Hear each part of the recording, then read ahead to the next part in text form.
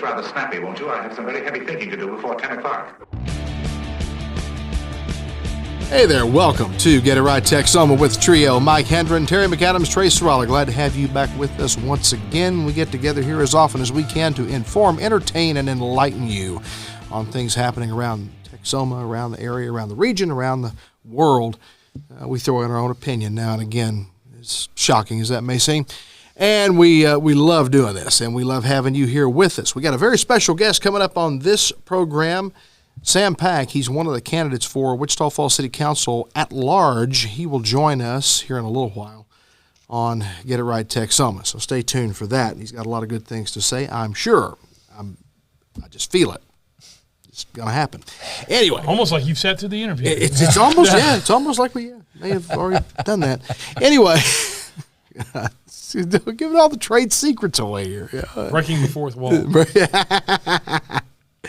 But anyway, thank you for joining us. Those of you watching on YouTube, obviously, you know you can get it there, but we're also on Spotify and Apple Podcast as well. And we also encourage you to visit our website. It's getitrighttexoma.com and our Facebook page. Please do like and share and comment. Let us know how you feel about the show, what you think about it, but more importantly, share it with a lot of people. That's how we grow the audience, is through that social media interaction. That's the main way it's grown, and that's where you come in, folks, is there. So we'll jump into it here right now. Morath Farms, they've got their corn maze coming up. It's going on now. Yes. Through Halloween night. Fridays from 5 to 10 p.m., Saturdays from 10 a to 10 p, Sundays from 2 to 6. Adults and kids 5 and over are $10, and 4 and under get in free.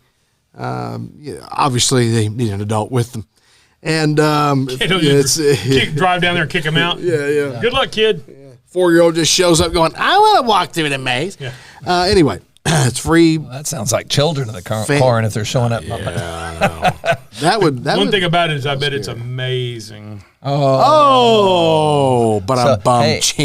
this note, though, this last Saturday, we went to the final dinner of the season out there at the Morath Farms. It's right there. They have, since this spring when we went out there, they've built a little, like a pavilion. They've got a nice covered area. They've got park benches under there. They were playing music, had somebody playing some music, and they were dancing and all that right there. Really? Yeah, and they've got some kids' not toys, but the like jungle gym stuff, and they got seesaws and all kinds of stuff. So, yeah, that is new since we've been out there. Now, we got done with the dinner, and we were ready to go, so we didn't do the maze thing. But, yeah, that's always, every year we've gone out there in the last, 5, 6, 7 years, and it's been just great. It's a lot of people are there. You can get some jelly while you're there. You can you can get all kinds of stuff. And there's a lot of family fun activities that are around the corn maze, like you were talking Right. about, that are not necessarily in the corn maze. Yes.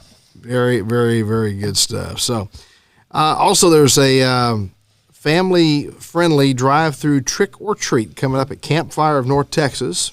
It's over there on, I guess, the 9th Street offices. Was it 9th and Fillmore? Yeah, 9th and Fillmore. 9th and Fillmore. That's going to be on Halloween from 5 to 7 p.m. I'm not sure if they're going to have it there or at the park. I didn't. All I got was the information on this. We probably need to look that up. Okay. Go call Campfire of North Texas or go to their website. Okay. campfireNTX.org. They might do it over at the park. Yeah, I'm not sure if they're doing it at their offices or at the park. Yeah. I guess it depends on where they have more room to. Well, there's more room at the park, obviously, but I don't know that people are. I just don't know. Yeah.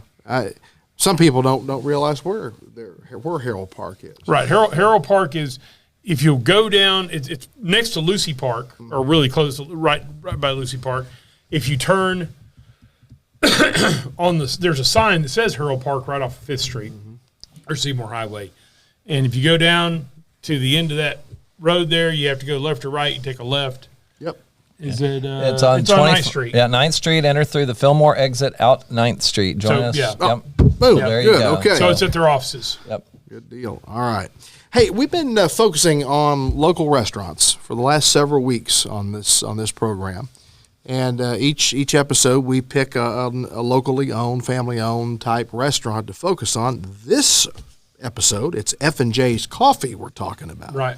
So restaurant and coffee. I mean, they do have food as well. I mean, they don't have a full sit down menu or anything like that, but they do have sandwiches and I was going to and say. pastries and that sort of thing. I bet you can get a sandwich. F&J's, that's Frank and Joe's. okay. Just because I don't know it. I don't know it as F&J's. I was actually searching like F&J's. Is that a coffee shop? Frank and Joe's. Then I know, Joe's Coffee House. Yeah. Named after Frank, Kel, and Joseph Kemp. are two of our founding fathers of Wichita Falls. They actually have 3 locations in town. They have the original one in Parker Square, right off of what's called Jack Street, which is just the main entrance into Parker Square. They have one downtown on 9th Street, 9th and Brook. And for those of you that are old enough to remember, if you live around here, it's where the S&H Green Stamp House used to be. S&H Green Stamp. Long time Did they have ago. the wooden? No, they didn't have the wooden floor, did they? It was the 5 and dime store that we had in Fort Worth anyway. Yeah. So they're kind of what some people refer to as the hospital district area of so not really downtown, but right on the edge of downtown. Over by Guffey's. Yes. It's by Guffey's Drug. That area. It's been there for Guffey's was there. Guffey's was there long enough where they actually had a soda fountain and a lunch counter and all that back in the day. Yeah. I think my mom worked there as a soda jerk in the late 1940s, early 50s. Yeah. I bet you never called your mom a jerk. No, I did not. But Frank and Joe's is Get right the there. hell Their beat out of me if last I one is did. on Southwest Parkway. Southwest Parkway is their newest location. It's been open 6 or 8 months, and that one seemed to take a while to get open. But every time I go by there, though, they look busy. That one. Coffee is a big thing. I mean, it's crazy. It's how big a business coffee is, and so how many people I guess drink coffee. It is. It's a huge industry. Well, you look at the ones that have sprung up around here. They were kind of the first, among the first Of local? Of local. Yeah. And then you've had a couple of chains pop up. There's another one out by the base where Church's Chicken used to be. It's called White Buffalo, and I don't know if it's a chain or not. But Yes, they are. Yeah. You know, but it's it's a big deal. It's a big deal. I So want to try to go to the local ones when I can. Absolutely. F&J, Frank and Joe's Frank and Coffee. Joe's Coffee. F&J's, there's 3 locations to choose from, locally owned and operated. Yep. And they've been around for, they get here about 2010, it's 11, something like they're, that. I think they're pushing 15 years. Yeah. Carol Murray, who's another person who's very active in Wichita Falls downtown and Ran for mayor. in all kinds of different things. Carol's very, very involved there, and so Very much so. Well, Sam Pak, speaking of those involved in the city and running for city government offices, Sam Pak is going to join us here next. He is a candidate for Wichita Falls City Council at large, and he will be here to tell us about his platform and what he believes and doesn't believe and what his plans are. That's coming up next here on Get It Right Texoma. Stick around.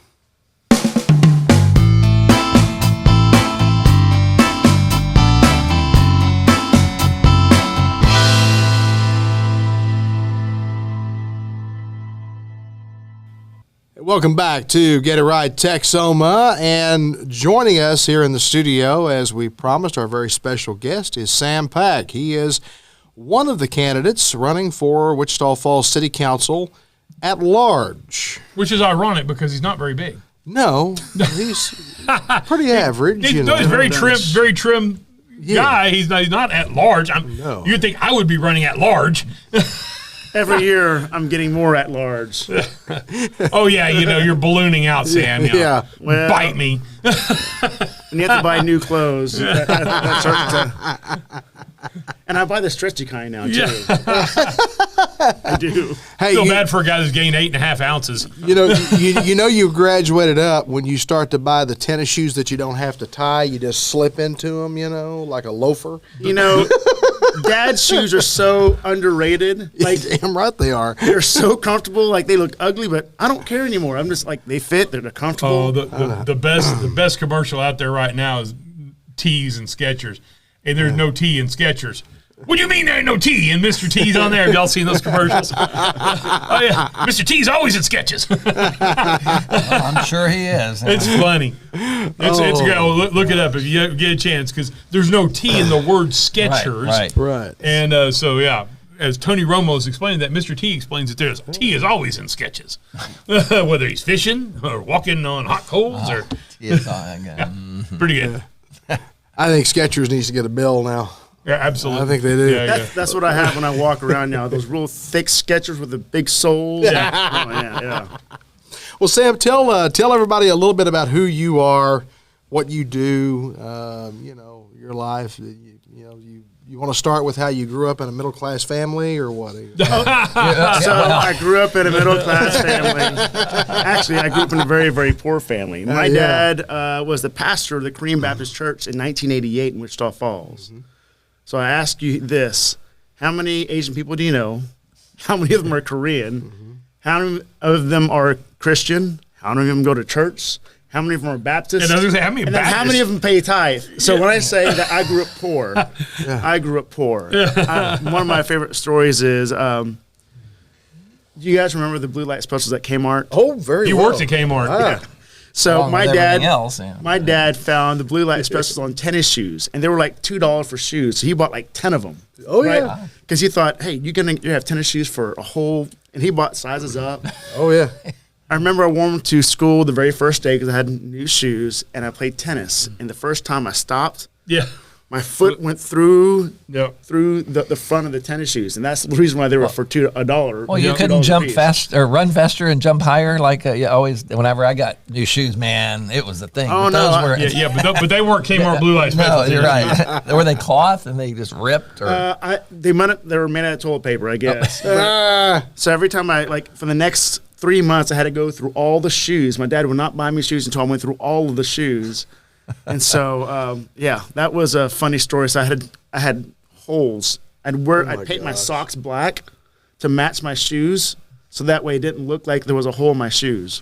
When I was a freshman in high school, I went through 5 pair of the cleats for football. They were made by Viking. I think they cost the district about $8 a pair. And I went through 5 pair of those, and the last pair the coach finally came in. At the time, I was a size 14. No, I was a size 15 then. And the coach came in and said, Sarala, it's the last size 15 in the district. We don't have any more. You got to make these last. And so the last 3 games, I had tape wrapped around my shoes because I blew my feet. I mean, they were just such crap, and you'd stop and you'd plant, and all of a sudden your foot would go sliding out the side. Well, how is that? Now, of course, I didn't go to Wichita Falls ISD, but and when I was in high school in Fort Worth, district didn't buy me anything. I barely got. We had to. And soccer. Our coach made us wear. Yeah, but soccer's different. Football's different. Generally, football they'll provide everything for you. But we had to wear those shoes. I kept saying, Coach, I will buy my own shoes, my nicer shoes. Nope, you got to look like everybody else. Okay. So the last 3 games, I looked like everybody else except for I had tape on one of my shoes. Anyhow. Well, Sam, aside from footwear, So I grew up in Wichita Falls since '88 when my dad became the pastor, then I went to Jefferson, McNeil, Ryder High School, and then went to Texas A&M, which his kids did too. And went back to MSU, and then I started my financial planning practice in 2001. I've been a financial advisor ever since then. In the last 3 years, been a recognized a 5-star professional advisor in Texas. Got 4 kids. 2 of my own, Chloe's 24, Camille's 21. I have 2 bonus children, Lexi, who's 25, and Colt, who's at A&M, who's 20. So as of last year, I'm kind of been an empty nester. And I think people think I'm a lot younger than I than I am. So I know I look young. It's the Asian genes, and it's the Popeyes fat. If you guys don't know, I'm a huge fried chicken. None of you could, if you're on YouTube, none of you could tell that he's actually 78 years old. That's right. You just wouldn't know it until I grow the long white beard and just walk around. Yeah. No, he's it's not. It's going to happen all of a sudden. He's not 70. So one thing I will say about Sam is if you've been around Wichita Falls, especially in the downtown or city government, city chamber stuff, Sam has been very active in the city of Wichita Falls for a great many of years, not just the last couple of years. That's right. You've been around for quite a while, and just about at every event that's downtown and all the always volunteering and stuff like that. So give us a little bit of your background of your volunteerism in Wichita Falls. Well, I've been on the board continuously since 2001. Some of them are like the Red Cross board I was on for 9 years, the MSU Alumni Board, backdoor theater, young professionals, Project Back to School, Zavala, Arts Alliance. The Alliance for Arts and Culture. There's a couple more I'm missing there, but I've always been continuously involved in our community. I've helped create a lot of events that are in the community. It's interesting because I was part of the one of the first meetings that we had about downtown back when we had, I think it was a University Tower downtown, the really top floor. What was that club? The University Club? University Club, yes. And then we brought in the Bass Brothers back, I think it was between 2003 and 2006. And that's when we created the whole idea of blue skies and golden opportunities. And then I was elected, or I was chosen to be the top 20 under 40. And even then, I was a big proponent of downtown, of how do we improve, because I think downtown is our first impression of anyone coming in. And so what's really interesting is I was dating a girl named Pam many, many years ago. And she goes, hey, you want to go downtown to go visit an art studio? I'm like, an art studio? She's like, yeah, there's an art studio, and they're offering free wine. I'm like, deal. But I've been part of the downtown stuff for years, and I never walked through any art studio. So I go down there. It was the 7th Street Studios, and I met a lady named Michelle, and I'm like, this is amazing. How come people don't know we have an art studio in Wichita Falls? She's like, well, we're trying to start something. I said, hold on, let's get together next week. Let's have a meeting. So it was me and Pam and two other people that were at the first meeting, and we started building that group and building it and saying, look, we need to develop an art walk. And then we started getting the other studios to stay open later. We started walking around to the other businesses saying, we need you to stay open until at least 6 o'clock.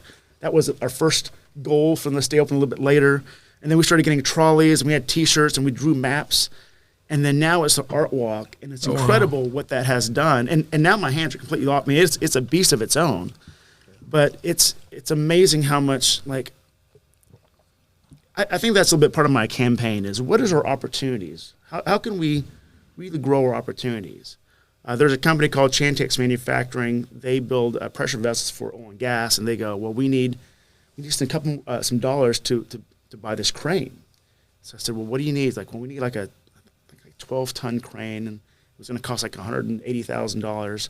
So I went to the 4A, said, or 4B or 4A, said, look, what can we do to make this happen? We saw the projections that they'll hire like 40 more people, and it's been incredible. They've grown. The deep end, it started off as a music venue, and I said, look, we need some place that kids can want to stay and do, because there wasn't a lot of stuff. There was a Plex, and I love the Plex, don't get me wrong, but some kids don't want something else. So in developing these ideas, it's finding our opportunities, saying, how do we grow from that? And that's kind of the way my platform is like, again, with Shepherd Air Force Base. Mm-hmm. I think you guys have all heard me say this. I really want to bring the drone piloting program here. And not just the program, it's called the Wingman program, where a pilot can train with 2 drones. That is the next gen of flight training. Right now, that's in Las Vegas. How can we bring it here? Las Vegas does not need an Air Force there to grow. They're growing because they're making more money. I promise you, they're making more money off entertainment than they do from another base out there. See, I've heard from several people out there, with some position, that Shepherd has all this potential to grow. Yeah, we've got the space. We've got the good flying days. All the ingredients are there for it. It's just getting and some of that goes back to what goes on in Washington. It does. What happens there, but we can have a lot of influence in that. I mean, the squeaky wheel often does get the grease. And I think that's part of our problem. We don't squeak loud enough. We just don't. On a lot of fronts. I don't think it's just that we don't squeak. I think sometimes we become very, very complacent in the way we view our future. We're like, hey, look, we just want to make sure everything here is fine and make sure that nothing else is going wrong, but we're not really planning of what's going to happen ahead. The BRAC is the reason why the Shepherd Military Affairs Committee came into existence, because they were very passive. They're like, look, we want everyone to be happy, hunky-dory, but they weren't really growing. They were trying to protect. I want us to grow, not just protect. So my platform is PAK, plan ahead, attract new businesses, and keep Shepherd and Midwestern strong. Midwestern is an incredible resource for us. Midwestern was ranked the #1 school in the nation for its value a couple years ago. Do you guys remember that? Oh, yeah, we had Dr. Yeah. Haney on Yeah. our last episode, actually. And this last year, I mean, this past semester, we had the most enrollment. Yes. So Mhm. it's Talked growing. about that. I'm a huge fan of Dr. Haney and what she brings to the table because I know that she cares. I think we have leaders who care and they have actions of caring and they show up. Because before, I mean, I see you at stuff, but before Dr. Haney, how many other presidents of MSUs have you seen out in the community going to business after hours events or engaging in the community? And I'm not knocking anyone else, but I'm saying that I think community engagement counts. I think knowing who your community is counts. Well, and her being from the area, that's a big plus for it because she's got an attachment to the area. So to her, there's benefit to seeing success and growth here, and you know part of our problem, and we the former chamber president Henry Forsham and I we did a public affairs show several years ago that ran for several years, and one of the topics that frequently would come up was how the only demographic in our city that was growing was 55 plus, and how dangerous that is, because it just means you're just aging up.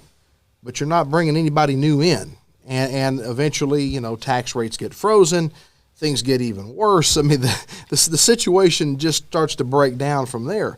You can't just grow a retirement community. You got to bring people in. The retirement community doesn't grow because retirement community, and one of the things I really don't like, and this is going to sound awful, is that we're rated one of the highest places to retire in. Yeah. And what that means is you could live here based on a fixed Social Security and not need anything else. Yeah. People who live on fixed income will never vote for a tax increase, or they'll never really go out and spend money to go out and buy clothes or go shopping or go eat. Wow. And so they have a fixed amount of income. They're going to just kind of hold on to it and just try to live out their life. Yeah. And there's nothing wrong with that. I'm not saying that. But my daughter, who's 24, who's got a college degree, smart, can't find a job in Wichita Falls. So if you want to know why I'm really running, because I want my daughter to move back here. I want my daughter, if we ever have grandkids, I want to be the grandpa that can just go to their house every day and annoy them. That's what I want. Yep. But if there's no opportunity for my daughter to have a good paying job, I promise you that will be echoed through everyone else's children too. And we're not going to grow. You're right. If our age demographic of the growing population is 50 plus, that is a very bad indicator. It is. So you talked about your platform real quickly here.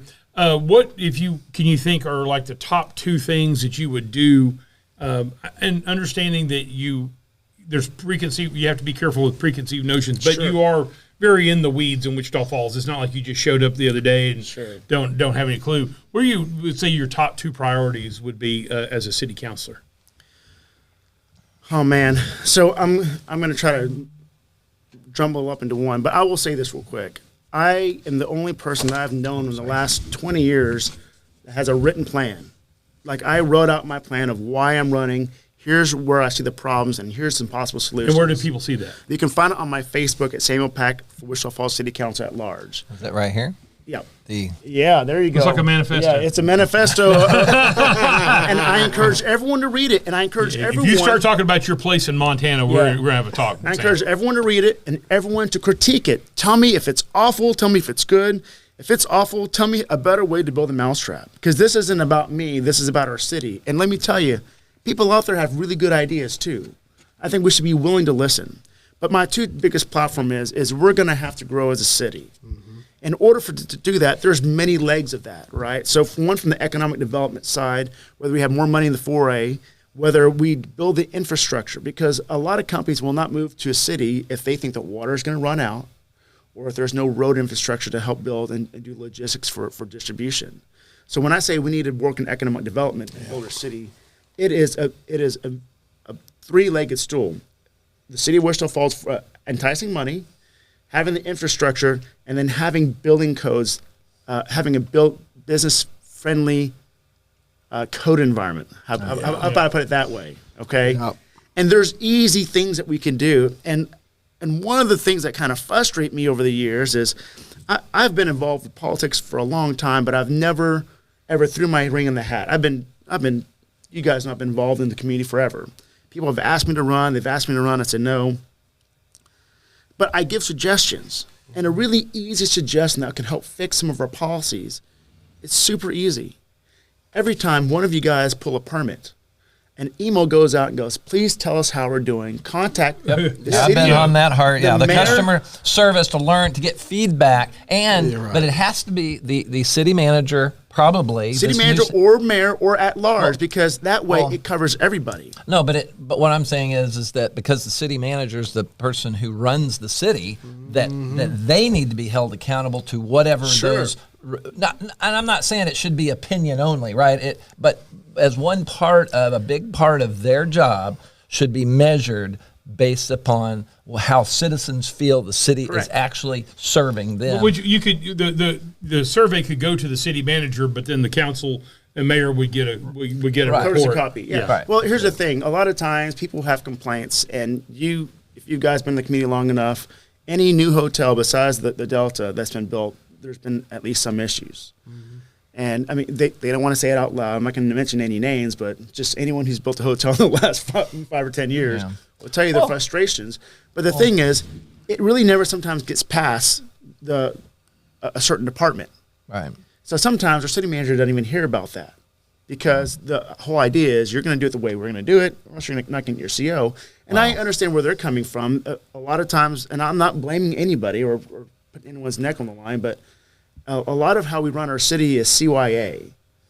Cover your assets. Yeah. Yeah. And so they do it to the point where they want to make sure that they're not at fault, but it's not a very customer friendly environment. No. Education is probably one of the keys. Now, we all don't have, whenever I've done 2 build outs in Wichita Falls.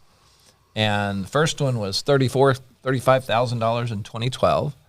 And we ran into some challenges with the city. There were surprises.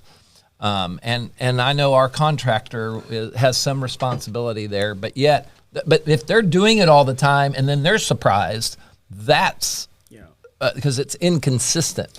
And then things are inconsistently applied. It appears, and again, it may be a perception thing, right? But isn't it to some extent perception is reality? Yeah. And so, but if they can educate, like I had questions about the code. I said, hey, can I'd like to get a copy of the code. Could I read your?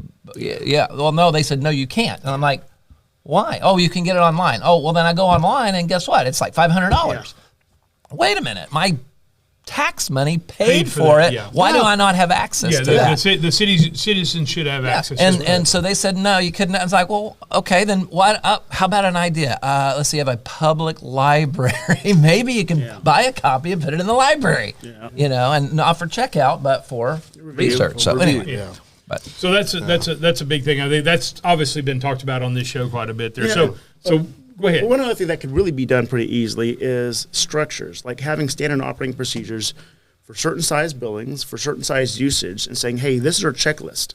Because I think the problem that a lot of people face is they'll build out a building and they'll think everything's good, and then 2 months before they open, someone walks in and goes, you need to do this other thing. And they're like, man, I get it, but I wish you would have told me this 8 months ago before I put a wall up there, right? Right. Yeah. So if we have standing operating procedures where we say, hey, once this book is checked off, you're good to go, and if we made a mistake, we will update it for the next time. Right. And give you a variance. Give you a variance. Well, but I think that's the way we should approach. As long as it's within universal building codes. Right. But everybody's going to build universal building codes. Well, but I think in talking to the mayor and a couple of other council members that are new to the council, we're finally starting to assemble a governing body in the city that's acknowledging that there's a problem there, because there's been a total denial of a problem there.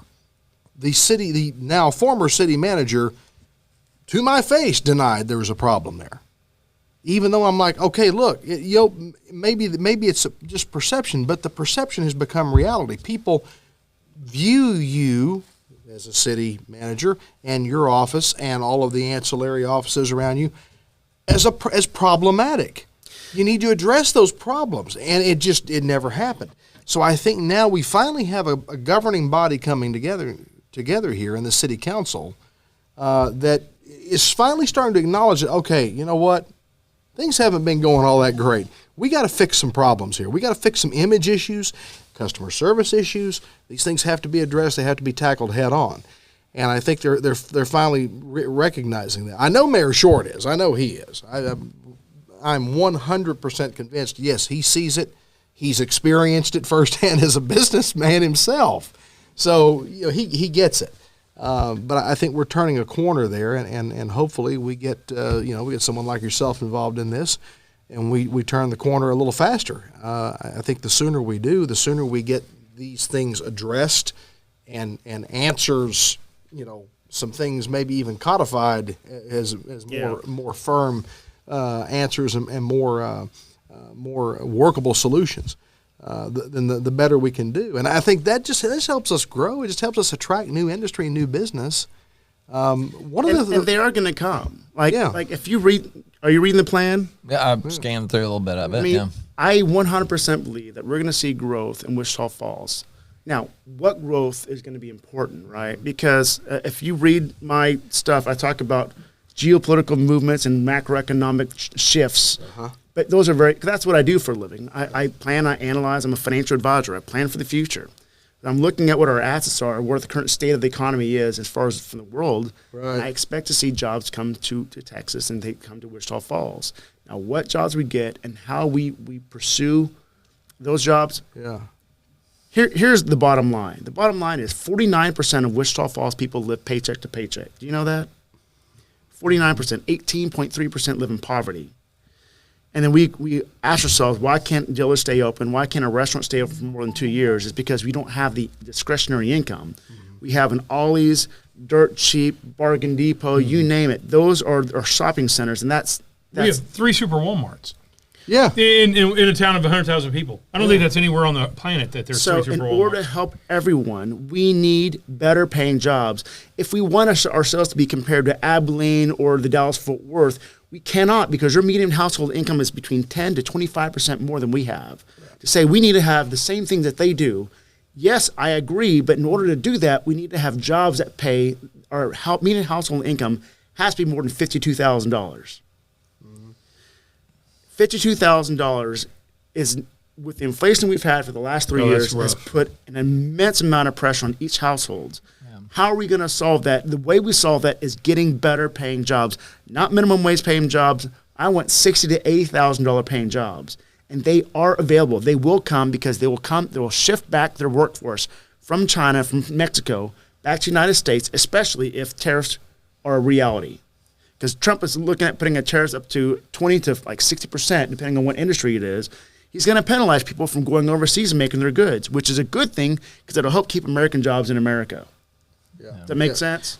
So, I mean, you're a numbers guy. And we've talked about this and Terry mentioned this about, 1% growth. If we could just achieve 1% annual growth. People a year. Is that enough? Is that ambitious enough, or is that too ambitious for us? I really don't care about the growth. If we stay at our current growth rate, that'd be great. If we stay at our current growth rate, but our household median income went from 52 to 70, great. Well, I think that inherently, though, if the jobs come, even if not a lot of people come, I agree. It will attract people. Sure. I mean, there's no doubt.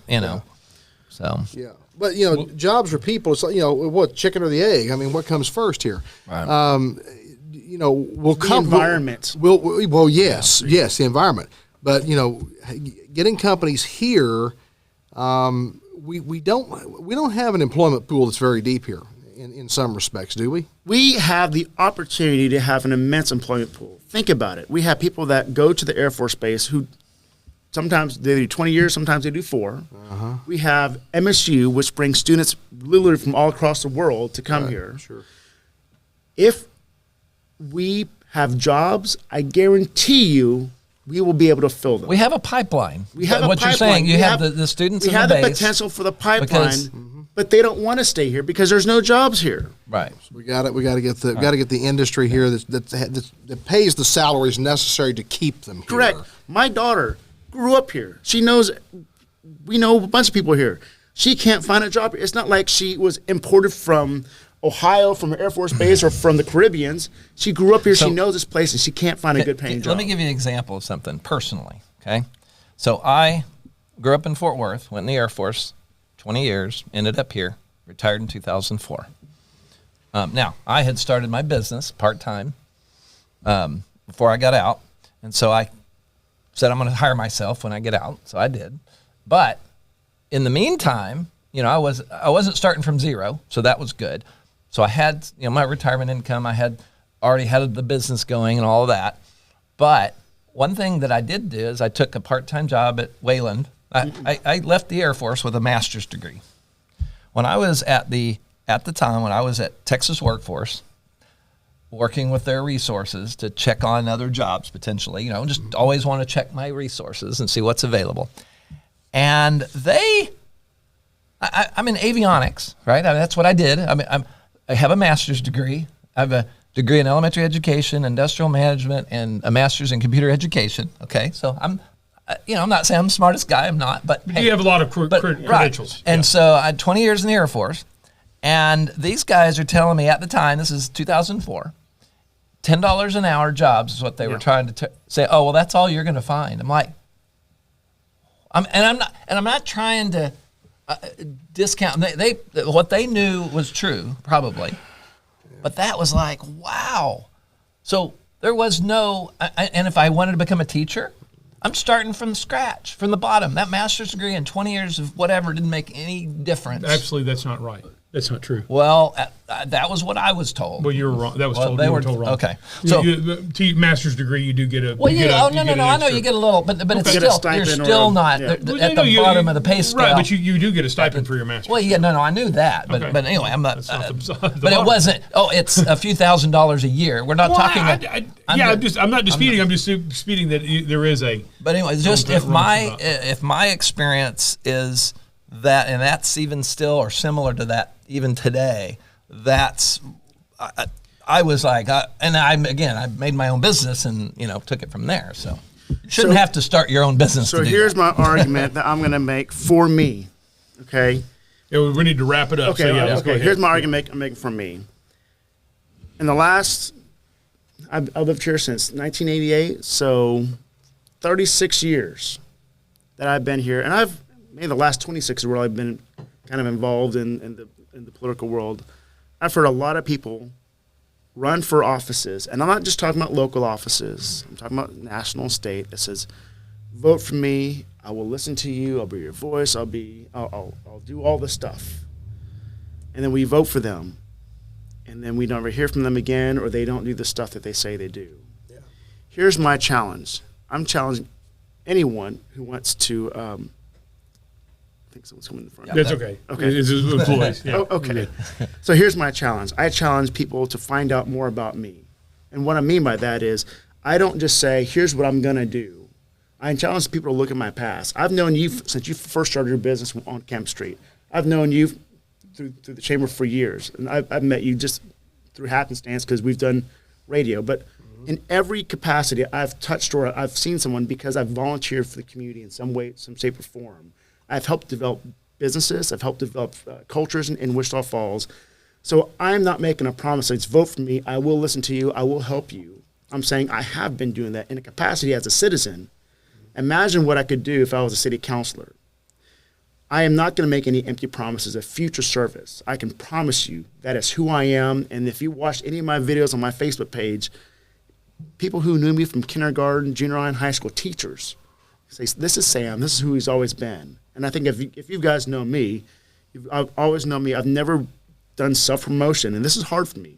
Running for an office and saying, look, what I've done is something that's out of my comfort level, and I suck at it. I suck at interviews. I suck at speaking to people in public because I'm not sure how to promote myself. I'm not sure how to do that. Well, don't beat yourself up too bad. You've done okay here today. Yeah. Well, but I want people to vet me, and please don't vote just because someone had a yard sign or a piece of paper that was sent to you in a mailbox.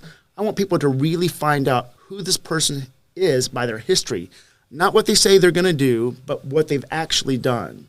And so my campaign is run on $0. I'm taking no money because I don't want the hint of impropriety. I don't want anyone ever thinking I'm owned or I represent only a select few. And I'm not knocking anyone else, but if we can't change politics on a national level of how corrupt it is, and then we can't start it from a local level, then where are we at? Yeah. So I want my platform to be, if you know me, if you read my policies, I want this 100% grassroots. I want everyone that you know to make phone calls, call 10 of your friends, say, look, I know Sam. I don't know Sam from a billboard or from a yard sign or from a sheet of paper. I know Sam because I've worked along with him. And I'm telling you, this guy knows what he's doing. He cares about our community. He's done it for years. He hasn't changed. He's not going to change in the future. This is the person that we need on our city council. That's my platform. I'm running with $0. So I want this to go viral. I want this radio station to go viral and talk about how some guy is making a point of not taking a single penny from anyone because he wants the way politics to change. It should not always be whoever spends the most money wins. And let me tell you, the last year in the election, every single person who spent the most money won, hands down. The last year, everyone who had the most special interest back them won, hands down. I'm not knocking any of them. But if we want to change politics on a national level, we have to start here locally. Yeah. Okay. Very good. All right, Sam Pak, candidate for Wichita Falls City Council at large seat. And again, if people want to learn more about you, they can go to your Facebook page. Samuel Pak at Wichita Falls City Council at large. It's a long one. Yeah.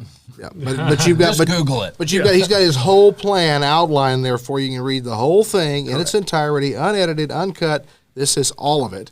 You can see exactly what he stands for. Yeah, he's one thing that I will say that that Sam is straightforward. He's honest. He's open about it. He's fully transparent in what he does, and he'll tell you what he believes, and then you take it from there. Yeah, there you go. Sam, thanks for being with us. We appreciate it. Thank you so much. Best of luck to you. Guys, stay tuned. We're going to come back and wrap it up. Get It Right Texoma returns after this.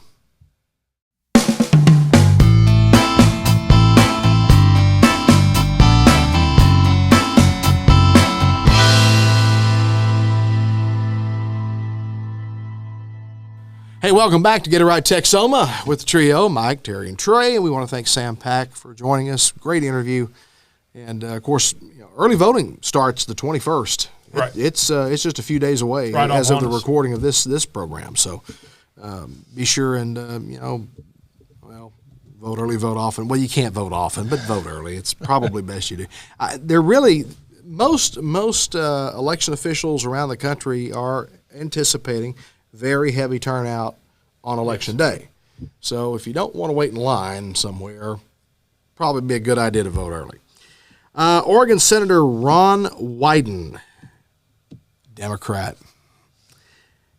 introduced a bill to change the Supreme Court, including the addition of 6 more seats and forcing all the justices, this is a beauty, forcing all of the justices to have their tax returns publicly disclosed. I don't have a problem with that one. The first one I have a problem with. Okay, here's the thing. Part of the way the 3 branches of government were set up, the way the justices were set up, and the Supreme Court was set up, the way SCOTUS is set up, was supposed to remove political influence. That's why you have the lifetime appointments, right, was to try to remove political influence from it.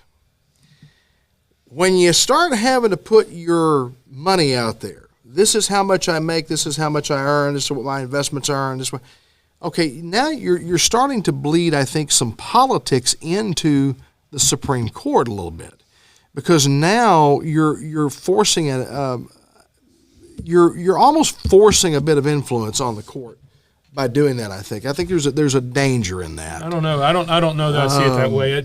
The problem you have also is, though, these people are appointed for life, and right, they are, and they're paid 100% by taxpayer money. They are, and so the thing about to consider, though, is when the Supreme Court was put together, a justice would get appointed at let's say 40 years of age. I think there needs to be some changes there too. I think there needs some changes to our Supreme Court. I don't like lifetime appointments. Back in those days, by the time you were in your mid-40s, you were elderly. Yeah, exactly. Yeah, you were old. They didn't think it was going to be a 40-year appointment. No. Appointment. So no, what I'm saying is, maybe. I'm not open to changing the number of people in the Supreme Court. I think that's wrong. Mm-hmm.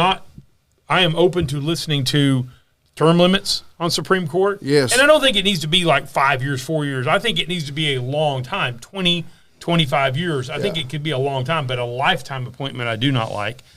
And I am open to listening to whether it's tax returns or some sort of acknowledgement to what you're doing, to your investments and that sort of thing, because they can have influence. Right. Well, And that is part of an issue. So I think if you forced some kind of a disclosure on investments, what your holdings are, and when you bought the stocks, and make sure that doesn't coincide with some sort of major decision that might involve one of the companies. well, here's what they need to do. Same with Congress and same with President. I think all three of them should have to put things in a blind trust. While you're serving, you should have things in a blind trust. You should not be able to make investments. And I mean, that includes your immediate family. If it was up to me, you put all your stuff in a blind trust, which means you can't touch it, you can't look at it, you can't influence it at all. And if you don't like that, then don't serve.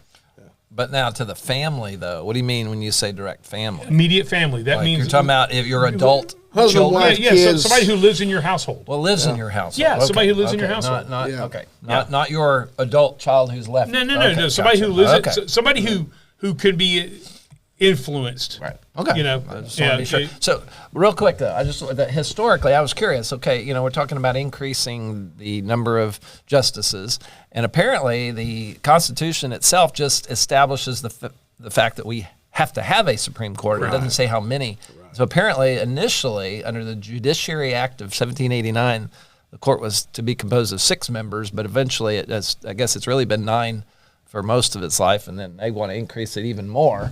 And I don't know how that would work with 6. You have a lot of ties potentially.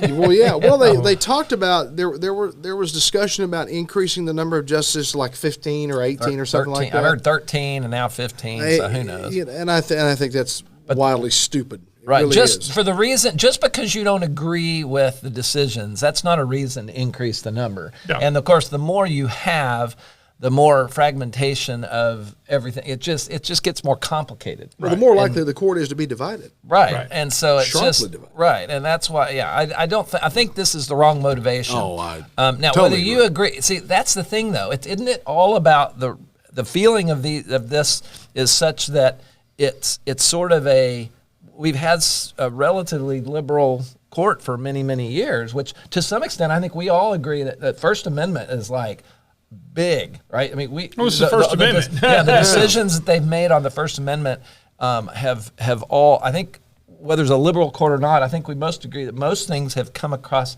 as probably what most of us would agree with. But then you get into the Second Amendment now, and of course the fact that the recent court was 2 years ago now that the abortion, the Roe v. Wade was basically overturned. Yeah, it went to the states. Right, went to the states, which is what the Constitution says. Right. Yes. And so it's relative to relatively speaking, this is a conservative court. That doesn't mean they're not wrong or that they're wrong. And guys, it's in not how they interpret it. It is not an accident that the first 2 amendments to the Bill of Rights are, you can say what you want and get a gun. Yeah. That's not an accident. To To protect protect number one. Yeah, number 2 is there to protect number 1. Yeah, exactly. Number 2 gives teeth to all the rest of it. Right. That's just what it does. And, if you're uncomfortable acknowledging that, I'm sorry, but that's exactly what it is. That's what they meant. They intended for you to be able to fight tyranny, whether it comes from within or without, whatever, wherever it may, Inside or outside. whatever it comes from. So anyhow, the point is this guy's going to introduce this bill. I don't think it's going to have legs. Nah, But it really won't. Just need to know that there's people out here that, and not just people out there in the media screaming about it. This is a sitting senator who can introduce a bill. Right. Well, they also it does matter. This is a very influential, important person. and I wonder if he also is for changing the getting rid of the Electoral College. A lot of them are, and that's another thing I don't think is going to happen. But I know there's been a large push for that, and that would be disastrous. If it were the roles were flipped, they would be screaming, "Keep it." Oh yeah, it protects Middle America. Basically, it protects the vote of Middle America. Yeah, what is it? Rocks and what did he say? The Waltz, the that the red states are a bunch of rocks and dirt or something like that. Oh, what a Yeah, the he's flyover an states. idiot. Yeah, I know. But, 7-Eleven is in the news. wow, man, and I grew not up in with a- 7-Eleven, man. Man, we all They're did. still around. Well, yeah, But still, not you doing know, good. I don't think we have any left locally. I think they've Well, all they sold out to DK. DK. Yeah, Which I have no Which was idea. Circle. I thought they were Circle K, weren't they at one time? Or is that two different? that was a different, okay. different company. We had 7-Eleven and Circle K at the same time, but they've made the announcement that 444 underperforming 7-Eleven stores across North America are going to be closing. The company cited slow sales, declining traffic, inflationary pressures, and a decrease in cigarette purchases. Among the reasons why some are closing, the chain pointed out that cigarette sales, once the largest sales category for convenience stores, had fallen 26% Wow. since 2019. So that's crazy how That's- a change that shows you how a change in culture, a cultural change, has made that huge What change. happened? There's That- people well, that the smoke. Well, they got it's more pandemic? expensive. No, I think there's people that there's not coincides, many people but, yeah. who smoked. No, it's been dropping since 2019. That's what I'm saying. That's when the pandemic started. No, the pandemic started in 2020. 20. I guess, yeah. So okay. anyhow, but it could be. But I think there's also a lot of smoking. The whole smoking culture has gone away. It has. Yeah, well, I mean, it it's gone. I mean, you think about it now. Especially you get some of these crazy people in California. They would rather their kids smoke weed than smoke cigarettes. Yeah. Yeah. Yeah. Well, it's you remember insane. when we were kids, you'd go into the doctor's office, and people were smoking in the waiting room at the doctor. They had ashtrays. Well, sure. Big Johnny Carson ashtrays. was smoking on his TV show. Yeah. I watched a episode online here just Yeah. last night, and Yeah. I watched an interview with Doc Severinsen. You remember him? He was the band leader. And Doc, in one of his last conversations with Johnny, they were talking about Johnny's declining health. He had emphysema, I guess. And he said Johnny's exact words to him were, "Those damn cigarettes." yeah. Yeah. You know, I mean, people. Unfortunately, a lot of people acknowledge way too late the damage they were doing. But you're right. I think the smoking culture is greatly decreased. You know, back in the 90s when Clinton signed legislation that they got rid of the cigarette machines. You know, you used to have cigarette machines everywhere. You know, those went away. Candy cigarettes that we all had as kids. They got rid of those, which was kind of silly. I think you can actually buy them online. Probably. But yeah, I remember that. Probably. There's a lot of things you can buy online. Probably well, made that's some but apparently, back room in China somewhere. 7-Eleven is continuing to invest in food. In their the remaining places that are open, they're going to invest more in food. Okay, well, in So Texas, become more it of a looks like- grocery outlet. Yeah. well, in 7-Eleven stores throughout Central and West Texas and New Mexico are going away. Specifically, the stores owned by the Southwest Convenience Store, subsidiary of Delic USA Holdings, is being rebranded as DK. So that's what we're seeing here locally. Yeah, yeah. The first time I ever heard of Southwest Convenience Stores, oddly enough, it was on the Jerry Lewis Labor Day Telethon. I think the guy that ran the company. I thought it was Southland Corporation back then. It might have been. Yeah. But I think the guy that was the head of 7-Eleven at that time suffered from some form of muscular dystrophy himself, and would every year they would show up with a huge donation. Yeah. Major millions of dollars every year Yep. for MDA, and so I mean that, you know, and of course 7-Eleven was just, I mean, they were everywhere. You couldn't drive through a town of any size and not see at least two or three. Yep. And you know, like a lot of other things, they Big just gulp, man. go away. Big goal. That's right. And then the ices. Because everybody needs 109 ounces of Coke. Hey, why the hell not? Hey, a couple of historic things here. Saturday, October the 19th, the Wichita County Historical Commission is dedicating, and this is just right around the corner here from as we're recording this, dedicating a Texas historical marker to Lloyd Ruby. That's right. Yes, The fastest man to never win Indy. that's right. That's what they always called him. Yeah, well, the big overhead freeway through Wichita Falls is called the Lloyd Ruby Overpass. A lot of people don't realize that. The dedication is going to be held at 3 o'clock at Harold Jones Park. It's downtown at 1400 9th Street. And he was from Wichita Falls, grew up in Wichita Falls, was and literally did race Indy cars and was very competitive. Twice was leading the race by a wide margin, and something, a mechanical failure one time. I think something broke on the car, and the other time they pulled they didn't get the gas nozzle unhitched, I believe, and it pulled the gas system, the fuel system out of his car. So I'll tell you what, we have to speed on the street, right? In his honor every time we go. No. Well, yeah, there's a street called Speedway here in town, Well, there you go. which I thought was ironic because the people on Speedway were trying to get them to limit the speed on Speedway. I go, hey, it's named the damn street. What do you expect? Oh, and then coming up on the 26th, the following weekend, a sculpture of Charlie Ferris is going to be dedicated to the Wichita County Courthouse at 10:30 that day. Charlie Ferris, of course, a black female attorney from Wichita Falls. She was the first black female attorney in Texas. Yes. And she actually worked for the late Judge Arthur Tips, for whom the Juvenile Justice Center is named. Right.